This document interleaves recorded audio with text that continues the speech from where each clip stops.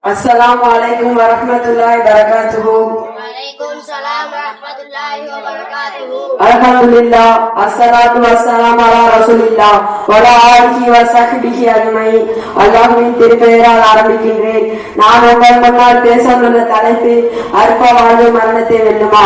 எல்லாம் வல்ல அல்லாஹ் படைத்த உலகில் முதல் மனிதரும் முதல் நபியுமான ஆதம் அலைஹிஸ்ஸலாம் முதல் இறுதி நபியான நபி ஸல்லல்லாஹு அலைஹி வஸல்லம் அவர்களும் அவர்களுடைய உம்மத்களின் கடைசி மனிதனாக கருதக்கூடிய அனைத்து உயிர்களும் அல்லாஹ் கைப்பற்றிருக்கிறான் என்பதில் நாசிகர்களை தவிர மற்ற எந்த கூட்டத்தாருக்கோ அல்லது எந்த குழுவினருக்கோ எந்தவித சந்தேகமும் இருக்க முடியாது என்பது எண்ணம்.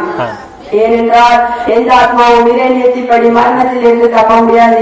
அனைத்து ஆத்மாவும் மரணத்தை சுகித்தே தீரும். இதில் எந்த ஆத்மாவும் விதி வழக்கல்ல. ஆனால் இன்றைய மனிதன் தன் உலக இச்சைக்கு அடிமையாகி அற்ப வாழ்வில் மூழ்கி மரணத்தை மரணவனாக நிலையில்லா வாழ்வில் விளிம்பில் நின்று இறை கட்டளைக்கு மாறாக உலக தேவைகளை பூர்த்தி செய்ய பகிரங்க முயற்சி செய்கின்றான். மனிதனுடைய இன்றைய வாழ்வின் முழு நோக்கம் காசு பணங்கள் மட்டும்தான். உலக வாழ்க்கைக்கு முக்கிய அடிப்படையில் அஸ்திவாரம் என்ற தவறான ஒரு மனக்கணக்கு. இதை கேட்டு உணராமல் இதற்காக உண்ணாமலும் உறங்காமலும் மனிதனுடைய வாழ்வில் பெரும் போராட்டங்கள் அல்லது உத்திரமில்லாத என்ற அம்சத்தை எண்ணிக்கூட பார்க்க நேரமில்லாத மனித இனம் படைத்தவன் படுக்க நாடினால் தடுக்க வழியில்லாத உயிர் என்ற அவசியம் படைத்தவனுக்கே வெளிச்சம். இத்தகைய நிராகரிப்போருக்கு அல்லாஹ்வின் எச்சரிக்கை இதோ. அவர்களுக்கு நாம் செல்வத்தையும் சந்ததிகளையும் அதிகமாக கொடுத்திருப்பதை பற்றி அவர்கள் எண்ணி கொண்டார்கள். அவர்களுக்கு நாம் நன்மையை விளைந்தார்களா?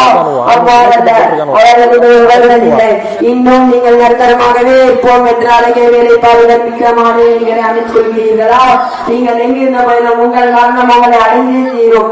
நீங்கள் உறுதியாக கட்டப்பட்டுள்ள கோட்டைகளில் இருந்தவர்களும் சரியே. மனிதனுடைய உடலை மூட வேண்டுமானாலும் கஃபன் தூள் தயாராக இருக்கும். தூக்கி செல்ல நாசக்கர வண்டியோ அல்லது யாரோ நாள்வர் தூக்கி சென்று புதைக்குழில் வைக்க தயாராக இருப்பார்கள். வைத்தவுடன் அனைவரும் விலகி விடுவர். அங்கு மலக்குகள் கேட்கும் கேள்விகளுக்கு அவர் மட்டுமே தகுதியானவனாக இருப்பான். இறை கட்டளைக்கு அடிபணிந்து வாழ்ந்த உண்மை முஸ்லிம் தக்க பதிலளிக்கக்கூடிய புதுமாக்களை போல கியாமனால் வரை நீத்திரையில் மூழ்கியிருப்பான்.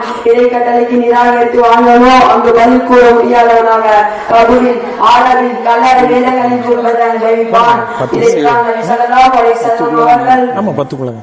இரண்டு வஸ்துக்களுக்கு இந்த உம்மத்தார் மீது அதிகமாக பயந்தார்கள். ஒன்று மனவளர்ச்சிக்கு அடிப்படுவது, இரண்டு நீண்ட நாள் வாழ்வதில் ஆதரவிப்பது. இந்த இரண்டு குணங்களை பற்றி நாம் பயப்படுவது போல மற்ற எந்த வசதியை பற்றும் நாம் உங்கள் மீது அழகாக வேண்டுவதில்லை என்று கூறினார்கள். மனிதனுடைய எதை நோக்கி செல்கிறது என்று பார்த்தால் இறைவனாலும் இறை தூதராலும் அங்கீகரிக்கப்படாத ஹராமான எந்த வழியிலும் என்று 1000 சம்பாதிப்பவன் நாளை 50,000 சம்பாதிக்க துடிக்கிறான். இவர் கீழ்மட்டத்தில் இருந்து மேல்மட்டத்திற்கும் மனிதன் வரை 2 கோடி சொந்தக்காரர் அது 10 கோடியாக என்ன வழி? கொடுத்த காவலில் துரோகம் செய்வது, அடுத்தவருக்கு சொந்தமான அல்லது பொதுசத்தை அபகரிப்பதும் அதையும் மீது சொத்து சேர்ப்பது எளிதாக இருப்பவரை கொலை செய்ய கூட அஞ்சாத உள்ளார். இருண்ட வாழ்க்கை நீச்சை நோக்கி செல்லும் மட்டகரமான அறிவு இறைவன் தன்னை கொண்டு திருத்தினால உலக இச்சையை தேவமாக்கி கொண்டது. அவருடைய ஆரம்ப காலத்தில் தலையாடி தடுமாறி சுகம் பெற்ற பின்பும் மருத்துவரை நாடி உடல்நலம் என ஆசை. இதைத்தான் நபி ஸல்லல்லாஹு அலைஹி வஸல்லம் அவர்கள் 1400 ஆண்டுகளுக்கு முன்பே இதை கூறினார்கள். ஒரு மனிதனுடைய வயது ஆக ஆக அவர் நீர் செயல்கள் வளர்ச்சி அடைந்தே வருகின்றனர். ஒன்று பொருளாதாரத்தின் மீது பேராசையும், 2 நீண்ட நாள் வாழ்வதில் பேராசையும் தான். இவ்வளவு மனிதன் மேற்கொண்ட ஒன்றை தடுக்க நபி ஸல்லல்லாஹு அலைஹி வஸல்லம் அவர்கள் அவர்களிடம் ஒரு அறிவுரை கூறினார்கள்.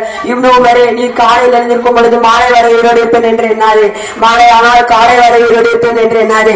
உயிர் வாடும்போது மரணத்துக்கு வேண்டிய ஆவணங்களை தயார் செய்து நாளை வறுமை முன்னிலை எப்படி இருக்குமோ தெரியாது. இவ்வளவு அற்பவர்களுக்காக வண்ணத்தை இழந்துவிடக் கூடாது. எனவே கண்ணத்திற்குரிய பெரியவர்களை தாய்மார்கள் அல்லாவுடைய வேதவசனங்களை கருத்தில் கொண்டு மாணவர்களை சம்பாதித்து நபர்களுக்கும் உறவினர்களுக்கும் ஏழை எளிய மக்களுக்கும் அனாதைகளுக்கும் உதவிகள் செய்து நாட வறுமையின் மகத்தான நன்மைகள் பெறுவோம். வல்ல ரஹ்மான் நம் அனைவருக்கும் அது புரிவானாக. வாழ்கின்றவன் அல்ஹம்துலில்லாஹி ரப்பில் ஆலமீன். அஸ்ஸலாமு அலைக்கும் வரஹ்மத்துல்லாஹி வபரகாத்துஹு.